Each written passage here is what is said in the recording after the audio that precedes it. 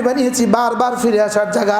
আল্লাহ আমি মসজিদ থেকে বের হচ্ছি না, আমি আসার জন্য হচ্ছি। সুবহানাল্লাহ। আমি কি বলেন, আমি মসজিদ থেকে বের হচ্ছি কেন? আসার জন্য বের হচ্ছি। সুবহানাল্লাহ। আমি মসজিদ থেকে বেরোচ্ছি মালিক শুধু রিজিকের অন্বেষায়, রিজিকের তালাশে। আপনি দোকানে রিজিক রেখে দিয়েছেন, এই জন্য বের হচ্ছি। লেকিন আপনার কাছে দরখাস্ত করে বের হচ্ছি, আল্লাহুম্মা ইন্নী আসআলুকা মিন ফাদলিক। এবার রব্বুল আলামিন বলেন আযকুরুল্লাহ যিকরান কাসীরা। লেকিন দোকানে গিয়ে তুমি আমাকে ভুলে যেও না। দোকানে গিয়ে কি বলেন বলেন বলেন। এবার বলবেন এখানে আমি জিকির কিভাবে করব?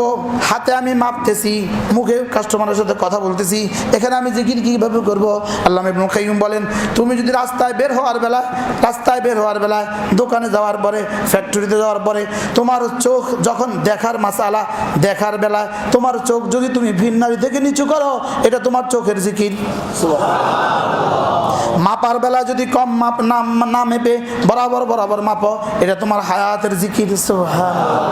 ধরার বেলা যদি হালাল ধরো, এটা হাতের জিকির। চলার বেলা যদি হালাল চলো, এটা পায়ের জিকির।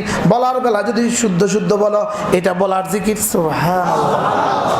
কি ওয়াযকুরুল্লাহ যিকরান কাসীরা। আল্লাহ তাআলা বলেন রিজিক তালাশ করতে বের হও, আর জিকির করতে ভুলে যেও না। আমি বললাম রব্বুল আলামিন আমি যদি বেশি বেশি করে জিকির করি আপনি আমাকে কি দিবেন? আল্লাহ তাআলা বলেন লাআল্লাকুম তুফলিহুন। যাও জীবনে যা লাগে সব দিয়ে দিব। কি হয়, কি বলছে বলেন? জীবনে যা লাগে সব